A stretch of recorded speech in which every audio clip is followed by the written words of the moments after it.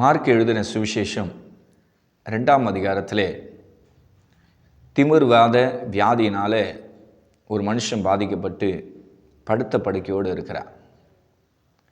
அவனுடைய வாழ்க்கையில் ஒரு நாள் கூட அவன் சந்தோஷத்தை அனுபவிக்காமல் ரொம்ப கண்ணீரோடு அவங்க இருக்கிறான்.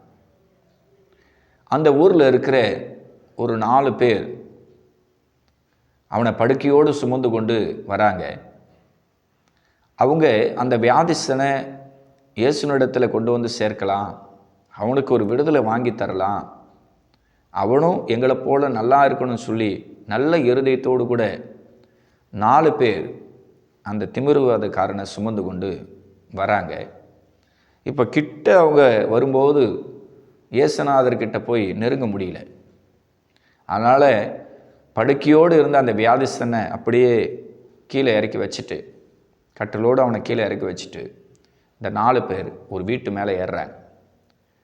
அந்த வீட்டு மேலே ஏறி எல்லாம் தட்டோடுகளை கழட்டிட்டு இந்த திமிர்வாதக்காரனை அந்த வீட்டு மேலே கொண்டு போய் ஒரு கயிறு கட்டி 4 பக்கம் கயிறு கட்டி அவனை அப்படியே படுக்கையோடு இறக்குறாங்க. ஆண்டவர் அந்த 4 பேருடைய விசுவாசத்தை பார்த்து அந்த வியாதியில் இருக்கிற அந்த மனுஷனுக்கு ஆண்டவர் சுகந்தர.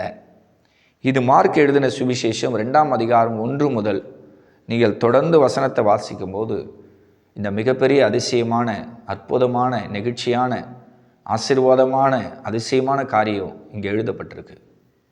ஆண்டவர் எல்லாருக்கும் அதிசயங்களை அற்புதங்களை செய்யவே இந்த பூமிக்கு வந்தார். எல்லாரும் சந்தோஷப்படுத்த வந்தார்.